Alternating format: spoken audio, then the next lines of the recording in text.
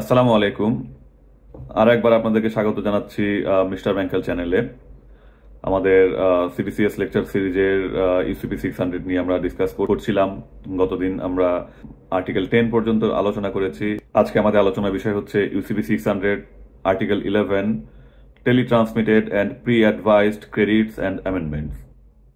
টেলিট্রান্সমিটেড and pre advised credits and amendment, এই আর্টিকেলটাও আসলে বর্তমান যুগে অনেকটা অচল বলা যায়।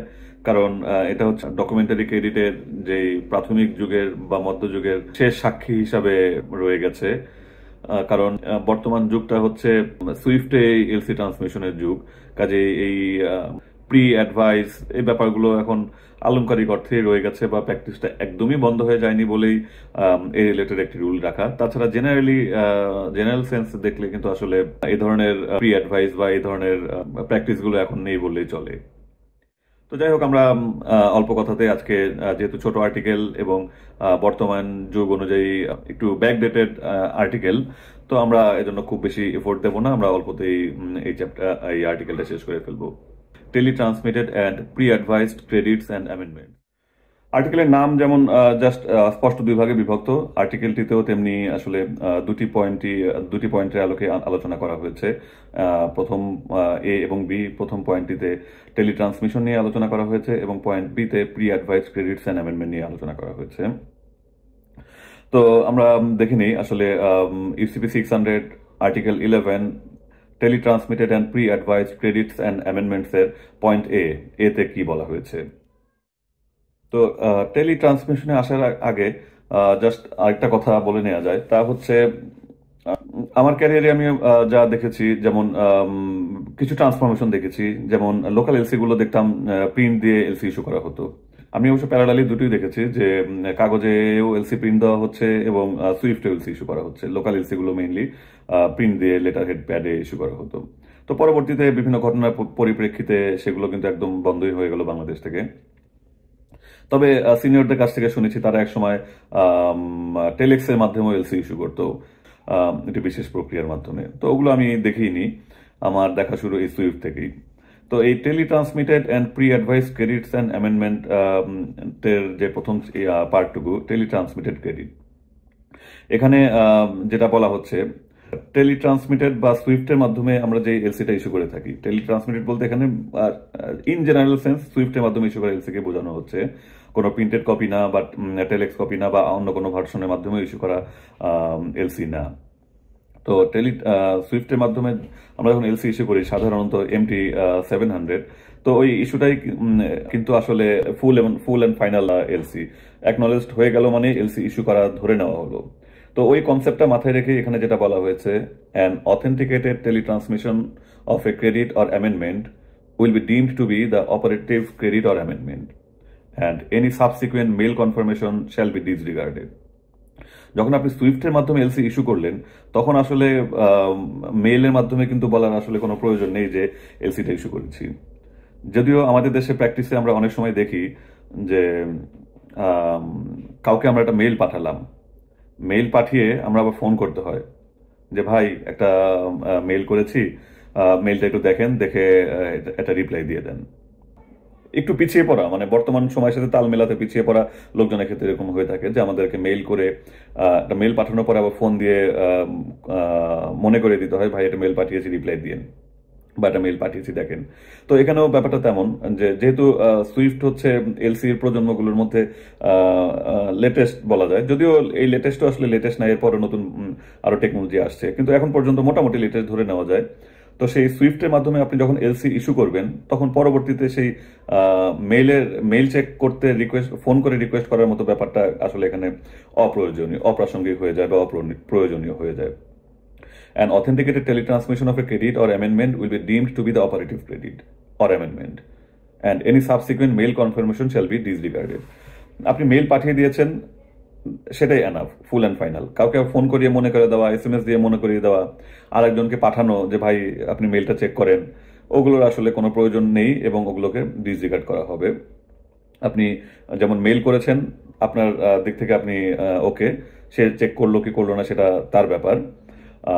এখানেও তেমনি আপনি যখন টেলিট্রান্সমিটেড বা সুইফট সুইফটের মাধ্যমে একটা এলসি ইস্যু করবেন, সেটাই সাফিসিয়েন্ট এনাফ। আপনার অন্য কোনো মাধ্যমে অন্য কোনোভাবে আর কোনো কনফার্মেশনের প্রয়োজন নেই।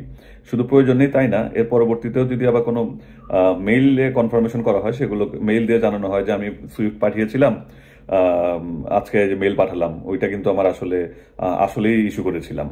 তো এই ধরনের কোনো ইস্যু থাকলে সেটাকেও ডিসরিগার্ড করা হবে। পয়েন্ট এর আরো একটু অংশ আছে। If a teletransmission states full details to follow or words of similar effect, or states that the mail confirmation is to be the operative credit or amendment, then the teletransmission shall not be deemed to be the operative credit or amendment. The issuing bank must then issue the operative credit or amendment without delay in terms not inconsistent with the teletransmission. তার মানে আপনি যদি সুইফটের মাধ্যমে LC পাঠান, সেটা good enough, সেটাই sufficient. এর পরবর্তীতে কোনো মেইল পাঠানোর কোনো প্রয়োজন নেই শুধু না, পাঠালে সেটা ডিসরিগার্ড করা হবে। তবে একটা এক্সেপশন আছে। আপনি সুইফটে বা টেলিট্রান্সমিশনের মাধ্যমে এলসি বা অ্যামেন্ডমেন্ট পাঠালেন, সেখানে আবার আপনি মেনশন করে দিলেন যে এটা কিন্তু ভাই আসল না, আমি মেইল দিলে তখন সেটা আসল হবে। তো এ ধরনের কথা যদি আপনি সুইফটে বা টেলিট্রান্সমিটেড এলসিতে মেনশন করেই দেন, তখন তো আর ওয়ে নাই। কারণ তখন আপনি নিজে বলে দিয়েছেন যে আমি মেইল দিলে বা ফুল ডিটেলস টু ফলো বা আমি অন্য কোনোভাবে কনফার্ম করলে তারপর এটা অপারেটিভ হবে, এ ধরনের কথা যদি লিখেই দেন, তখন আর কিছু করার নেই। তখন তাহলে আপনাকে পরবর্তীতে ফুল ডিটেলস এলসি পাঠাতে হবে বা মেইল কনফার্মেশন দিতে হবে। এবং সেটারও একটা শর্ত আছে যে সেটা যে দিবেন, সেটা আবার আপনি যে টেলিট্রান্সমিটেড এলসি পাঠিয়েছিলেন, যে পাঠিয়ে যেখানে আবার লেজ লাগিয়ে দিয়েছিলেন যে ফুল ডিটেলস টু ফলো বা mail confirmation is to be the operative credit or amendment, এই ধরনের লেজ লাগিয়ে দিয়েছিলেন, সেই লেজটা কিন্তু আবার যখন পাঠাবেন, তখন কিন্তু লেজটা আবার মূল বডির সাথে বা মূল এলসির চেয়ে ডিফারেন্ট কিছু হতে পারবে না, একদম আইডেন্টিক্যাল হতে হবে।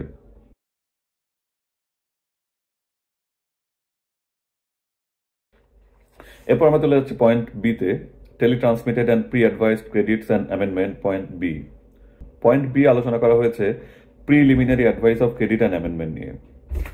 প্রি অ্যাডভাইস, সেই প্রি অ্যাডভাইস ব্যাপারটা হচ্ছে, ভাই আমি এলসি করব, তো তাই তোমার আগে জানিয়ে রাখলাম। ব্যাপারটাকে আপনারা কোনো কারণে এলসি ইস্যু যেহেতু করবেনই, এখনই করে দিতে পারেন, কিন্তু সামহাও আপনি এখন করতে পারছেন না, তখন কিছুটা সময় নেওয়ার মতো ব্যাপার হচ্ছে এই প্রি অ্যাডভাইস। টেলিট্রান্সমিশন এলসিতে আপনি যখন বলে দিলেন যে full details to follow, say full details যেমন অবশ্যই মিরর রিফ্লেকশন হতে হবে মূল এলসিটার, টেলিট্রান্সমিটেড এলসি বা অ্যামেন্ডমেন্টের, এখানে কিন্তু তাই। আপনি যে প্রি অ্যাডভাইসটা করবেন, প্রি অ্যাডভাইসের পরে ডেফিনেটলি আপনাকে একটা অরিজিনাল এলসি সেন্ড করতে হবে। সেই এলসিটাও উইদাউট ডিলে এবং not inconsistent with the pre advice. তার মানে এখানেও আপনাকে এক্সাক্ট প্রি অ্যাডভাইসের মতোই সেম এলসি কিন্তু পাঠাতেই হবে। তো আপনি যদি পাঠাতেই হবে এবং উইদাউট ডিলেই পাঠাতে হবে, ওয়াই নট নাও, এই একটা কোয়েশ্চেন থেকেই যায়।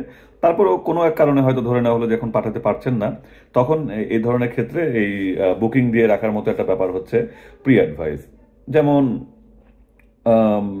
আমাদের সমাজে অনেক সময় দেখবেন যে ছেলে মেয়ে বিয়ে দিবে অনেক সময় হয়তো কি বলে কাবিন নাকি আখ বলেন আপনারা, যাই বলেন, সেই ধরনের একটা কিছু করে রাখে যে বিয়ে হবে 3 মাস পরে, কিন্তু এর মধ্যে এই ধরনের একটা এনগেজমেন্ট বলা যায় বা আরেকটু শক্তিশালী কিছু করতে চাইলে সেই আখ বা কাবিন কিছু একটা করে রাখা যায়। অথবা আরো কিছু কেসে দেখা যায় যে ছেলে হয়তো প্রবাসী, তো টেলিফোনেও বিয়ে হয়ে যাওয়ার একটা ব্যাপার আমরা দেখতে পারি। তো এই বিয়ের আসলে টেকনিক্যাল কিছু বেনিফিট ছাড়া প্র্যাকটিক্যাল বেনিফিট কিন্তু আসলে এরকম নেই, কারণ ছেলে মেয়ে দুইজন আলাদা। ছেলে বিদেশেই থাকে, সে আর আসবে 2 মাস পরে, আসার পরে বিয়ে হবে, কিন্তু এখন টেলিফোনে বিয়ে করে রাখা হলো। তো কারণ যাতে হয়তো মেয়েটা সুন্দরী, যোগ্য, বা ছেলেটা উপার্জনক্ষম, মানে আদর্শ ছেলে, সব দিক দিয়ে ভালো, তো সেই ছেলেকে হাতছাড়া করতে চায় না বা সেই মেয়েটিকে হাতছাড়া করতে চায় না বলে এ ধরনের একটা বুকিং দিয়ে রাখার মতো ব্যাপার। তো এখানে এলসি ক্ষেত্রেও তাই, বুকিং দিয়ে রাখার মতো ব্যাপার আসলে হচ্ছে এই pre advice of credit and amendment. আমরা একটু পরে নিই যে পয়েন্টটিতে কি বলা আছে। Preliminary advice of the issuance of a credit or amendment, pre-advice shall only be sent if the issuing bank is prepared to issue the operative credit or amendment. An issuing bank that sends a pre-advice is irrevocably committed to issue the operative credit or amendment without delay in terms not inconsistent with the pre-advice. এখানে কিন্তু আপনি তাহলে pre-advice issue করলে পরবর্তীতে আরো 3টা condition আপনাকে fulfil করতে হবে। Irrevocably committed to issue the operative credit or amendment. Point 2, without delay, issue the operative credit without delay. Point 3, in terms not inconsistent with the pre-advice. তো এত মানে আপনি যে pre-advice দিয়েছিলেন জাস্ট মিরর কপি কিন্তু এবং টার্ম নট ইনকনসিস্টেন্ট উইথ আপনাকে কিন্তু সেই এলসিটা আবার ইস্যু করতেই হবে। তো সবকিছু যদি করতেই হয় এবং উইদাউট দিলে তাহলে বেটার যে আপনি এখন এলসিটা ইস্যু করে ফেলাই বেটার। তো তারপরে বললাম যে কোনো আনঅ্যাভয়েডেবল সার্কামস্টেন্স থাকতে পারে যার কারণে আপনি হয়তো এই মুহূর্তে ইস্যু করতে পারছেন না। তো সময় পাওয়া মাত্রই মানে খুব দ্রুততম সময়ের মধ্যে আপনাকে সেই এলসিটি ইস্যু করে ফেলতে হবে। তো এই এলসিও আসলে আমি প্র্যাকটিক্যালি কখনো চোখে দেখিনি, তবে সুইফটে অ্যাকোমোডেশন আছে। 705 হচ্ছে সেই প্রি অ্যাডভাইসের ডেজিগনেটেড মেসেজ টাইপ সুইফটে। তো সেই প্রি অ্যাডভাইস ইস্যু করতে পারেন, সেটা একটু শর্ট ফর্ম এলসি হবে, সামারি টাইপ, কিন্তু পরবর্তীতে আপনি ফুল এলসি ইস্যু করবেন without delay, terms not inconsistent with the original credit এবং the issuing bank is irrevocably committed to issue the operative credit. তো এই পয়েন্টগুলো কমপ্লাই করে আপনাকে খুব দ্রুতই কিন্তু একটি ফুল এলসি ইস্যু করতে হবে। তো এই হচ্ছে ব্যাপার, এই পয়েন্ট। এখানে যেই আর্টিকেলে দুটো টপিক আলোচনা করা হয়েছে দুটোই আসলে বলা যায় যে বর্তমান সময়ের সাথে একটু বেমানান, কারণ টেলিট্রান্সমিটেড ছাড়া অন্য কোনো মোডে এলসি খুব রেয়ার এখন।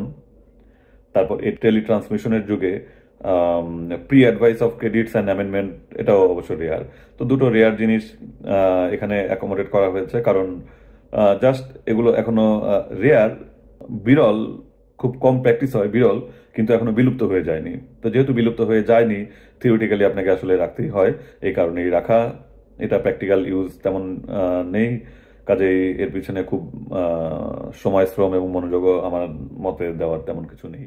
আগেই বলেছি যে জ্ঞান অর্জনের জন্য ডকুমেন্টারি ক্রেডিট শিখতে এসে থাকেন তাহলে এই পয়েন্টটি আপনাকে একটু হতাশই করবে, কারণ খুব ছোট এবং বর্তমান সময়ের সাথে প্র্যাকটিক্যালি খুব একটা ওরিয়েন্টেড না।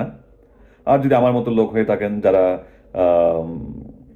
একটু হালকার উপর ঝাপসা জ্ঞান নিয়ে রাখলেন, যেটাকে সার্টিফিকেট আর্ন করতে পারলে কখনো ম্যানেজমেন্টের সাথে নেগোসিয়েট টুল হিসেবে ইউজ করতে চান, তাদের জন্য খুশির খবর, আপনারা এটি টিক দিয়ে রাখতে পারেন যে আপনার 11টা আর্টিকেল আপনি কভার করে ফেলেছেন। আজকে যেহেতু ছোট আর্টিকেল, বেশি সময় নেওয়া আসলে তেমন কিছু নেই বা উচিত হবে না। আজ এ পর্যন্তই থাক, পরবর্তীতে শীঘ্রই আবার আমরা হয়তো আর্টিকেল 12 নমিনেশন নিয়ে আবার আপনাদের কাছে হাজির হব।